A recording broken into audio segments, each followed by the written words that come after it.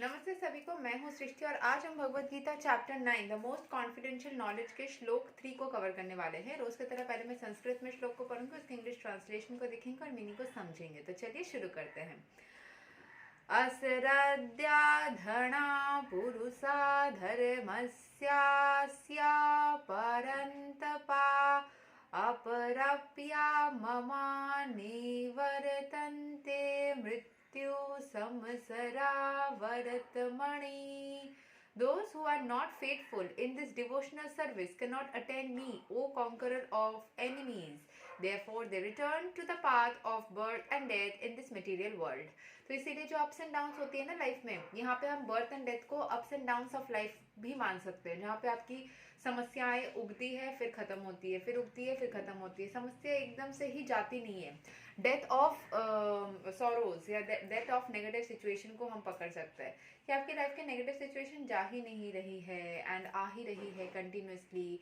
वो जाती है तो वापस आती है। So this cycle is continuously on when you are not completely devotional और इनटू डिवोशनल सर्विस। तो यहाँ के एक्सप्लेनेशन को समझ लेते हैं।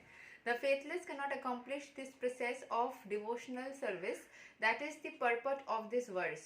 Faith is created by association with devotees. आपको भरोसा है कि भगवान ने चाहे कुछ भी मतलब सिचुएशन चाहे कुछ भी हो, मेरे फेवर में ही चीज़ें बढ़ने वाली है, मेरे फेवर में ही चीज़ें चलने वाली है। आपको अलग से एक विश्वास है अंदर से, तो उसको बोलते हैं faith. So faith is created by association with devotees. Unfortunate people, even after hearing all the evidence of Vedic literature from the great personalities, still have no faith in God. सब कुछ जानने के बाद में, समझने के बाद में भी उनको विश्वास नहीं होता भगवान के ऊपर, ठीक है। एंड वो हमेशा नेगेटिव ही थिंकिंग करते हैं।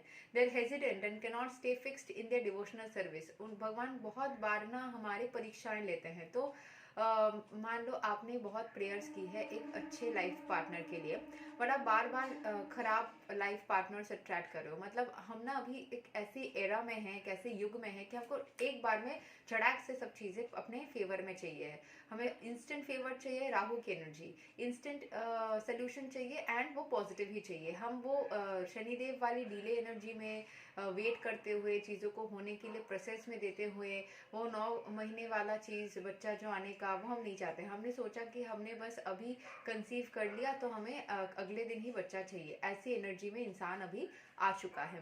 सो हालांकि मैं टैरो रीडिंग करती हूँ तो टचवुड गॉड्स ग्रेस से लोगों के सॉल्यूशंस बहुत किसी के झट से हो जाते हैं। मैं खुद भी हैरान होती हूँ कभी कभी, क्योंकि मैं उनको बोलती हूँ कि आपको 1-1.5 हफ्ता 2 हफ्ता लग सकता है, बट उनको कभी कभी 1-2 दिन में फल मिल जाता है। तो आई फील लाइक कि ये जल्दी मिल रहा है, तो ये जल्दी का काम बिगड़ने का वापस से चला भी जा सकता है। But things which take time वो लॉन्ग लास्टिंग भी होती है, ठीक है। सो कभी भी इस चीज़ से भगवान के हाथ से जो काम निकल करके आएगा ना, वो लॉन्ग लास्टिंग भी होगा एंड वो चीज़ स्टे भी करेगा, ठीक है। They are hesitant and cannot stay fixed. Okay. Thus, faith is most important factor for progress in Krishna consciousness. In the Chaitanya Charitamrita, it is said that faith is the complete conviction that simply by serving the Supreme Lord Sri Krishna, one can achieve all perfection. That is called real faith. As stated in the Srimad Bhagavatam, Yatha Taror Mula निसेचणेन तृप्त्यान्ति तत् स्कन्धा भुजोपसखा प्राणोपहारक च यथेन्द्रियाणं तथैव सर्वाहनाम अच्युतेज्या. By giving water to the root of a tree, one satisfies its branches, twigs, and leaves, and by supplying food to the stomach, one satisfies all the senses of the body. Similarly, by engaging in the transcendental service of the Supreme Lord, one automatically satisfies all the demigods and all other living entities. Therefore, after reading Bhagavad Gita, one should promptly come to the conclusion of Bhagavad Gita. One should give up all the engagements and adopt the service of the Supreme Lord Krishna and the personality of Godhead. If one is convinced of this philosophy of life, that is faith. Now the development of that faith is the process of Krishna consciousness. इस विश्वास को जन्म देने के लिए ही आपको devotion की जरूरत होती है, आपको कृष्ण कॉन्शियसनेस में रहने की जरूरत होती है। चीज़ों जितने भी नेगेटिव हो चीज़ों में आपको पॉजिटिविटी ढूंढने की ज़रूरत होती है, पॉजिटिव माइंडसेट की ज़रूरत होती है। There are three divisions of Krishna conscious man. In the third class are those who have no faith, even if they are officially engaged in devotional service they cannot achieve the highest perfectional stage। जैसे मैं जानती हूँ एक lady को, वो हर वक्त हरे कृष्ण बोलती भी रहती है, कृष्ण कृष्ण बोलती भी रहती है, बट अल्टीमेटली उनको गीता से कुछ भी श्लोक बोलो और उनको कुछ भी बोलो कि ऐसा गीता में है कि आपके साथ में ऐसा हो सकता है वैसा, तो वो बोलते हैं गीता में कुछ भी लिखा हो उतना छोड़ो, यहाँ पे सिचुएशन अलग है, यहाँ पे ये चीज़ ऐसी हो ही नहीं सकती। तो उनके अंदर वो फेथ नहीं जन्म लेती, ठीक है, विश्वास नहीं जन्म लेती। वो एक्चुअली अपने हिसाब से चीज़ों को मैनिपुलेट करके मैनिफेस्ट करना चाहती है। वो चाहती है कि उनके थॉट्स ही मैनिपुलेट हो। अगर और एक इंसान, मान लीजिए अगर मैं बोलती हूँ कि नहीं मुझे लगता है ये चीज़ मेरे फेवर में काम करेगा, तो फिर वो बोलती है कि नहीं यहाँ पे सिचुएशन अलग है, तुम्हें समझ जाना चाहिए, तुम्हारे फेवर में काम नहीं करेगा और तुम्हें यहाँ से पीछे हट जाना चाहिए। सो कृष्ण कॉन्शियसनेस कभी ऐसा नहीं बोलता है, हमेशा बोलता है कि चीज़ें आपके फेवर में ही काम करेगा। अभी अगर उसमें उनका कोई निजी स्वार्थ ना हो तो वो इंसान आपको पीछे नहीं फेंकता है, right.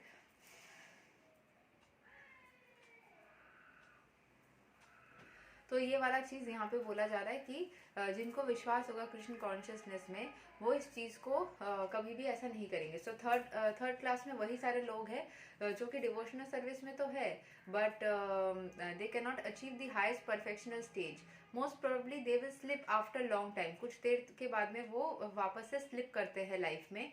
They may become engage but because they haven't complete conviction and faith it is very difficult for them to continue in Krishna consciousness. कुछ दिन बाद वो कृष्ण कॉन्शियसनेस को वापस से छोड़ ही देंगे। मतलब जैसे कि वो कभी कभी दिखते हैं माला पहनते हैं, कभी मतलब जो तुलसी का माला, कभी किसी और को देख के पहन लिया कि हाँ मैं भी कृष्ण भक्त हूँ वो दिखाने के लिए, बट मन से वो चीज़ नहीं होगी उनकी।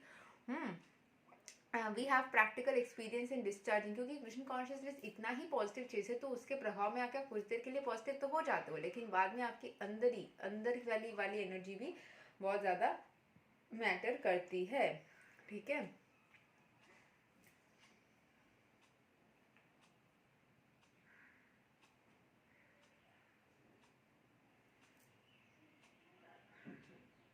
ठीक है, यहाँ पे मेरी बिल्लियाँ सो रही है तो उनको भी मैं बीच बीच में देख रही हूँ, ठीक है।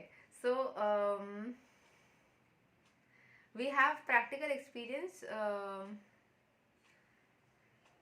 in discharging our missionary activities that some people come and apply themselves to Krishna consciousness with some hidden motive, and as soon as they are economically a little well situated they give up the position give up this process and take up their old ways again। तो जैसे ही उनकी कोई इच्छा है वो पूर्ण हो जाती है, वो थोड़े बेहतर सिचुएशन में होते हैं लाइफ में, तो वो अपने कृष्ण कॉन्शियसनेस को, भक्ति को छोड़ देते हैं एंड वापस से अपने पुराने चीज़ों को करने लगते हैं।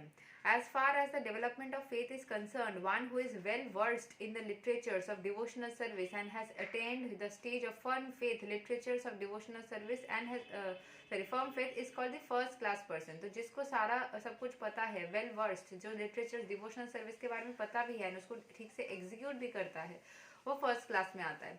And in the second class are those who are not very advanced in understanding. I think मैं सेकंड क्लास में आती हूँ क्योंकि मैं विश्वास तो बिल्कुल करती हूँ, but I'm not very advanced in understanding the devotional scriptures, but who automatically have firm faith that Krishna Bhakti or service to Krishna is the best course, and so in good faith have taken it up। ठीक है, thus they are superior to the third class who have neither perfect knowledge of the scriptures nor good faith, but by association and simplicity are trying to follow। The third class person in Krishna consciousness may fall down, but when one is in the second class he does not fall down, and for the first class person in Krishna consciousness there is no chance of falling down। One in the first class will surely make progress and achieve the result at the end। तो मैं first class में तो नहीं जा पाऊंगी जितना मुझे समझ आ रहा है शायद, बट मैं सेकंड क्लास में रह के भी खुश हूँ, क्योंकि मैं जिस एनवायरनमेंट में रह के पली बड़ी हूँ उसमें भी मैं, मतलब अगर थर्ड क्लास में भी होती ना तब भी मैं खुश होती, मतलब मैं कृष्ण कॉन्शियसनेस में आके ही खुश हूँ, ठीक है। So one in the first class will surely make progress and achieve the result at the end. As far as the third class person in Krishna consciousness is concerned, although he has faith in the conviction that devotional service to Krishna is very good, he has not yet gained adequate knowledge of Krishna through the scriptures like Srimad Bhagavatam and Bhagavad Gita. Sometimes these third class persons in Krishna consciousness may have a tendency towards karma yoga and jnana yoga, and sometimes they are disturbed, but as soon as the infection of karma yoga or jnana yoga is vanquished, they become second class or third class or first class persons in Krishna consciousness. So third class वाले लोग को अभी भी हमें उस level तक जाते हुए नहीं देख रहे हैं, क्योंकि they have not yet learned about the scriptures. जैसे वो स्क्रिप्चर्स को पढ़ लेते हैं तो वो सेकेंड क्लास एंड वापस वहाँ से फर्स्ट क्लास तक भी जा सकते हैं. So first class achievement, second class first class attachment, second class attachment and third class attachment are also explained in Srimad Bhagavatam in the 11th canto.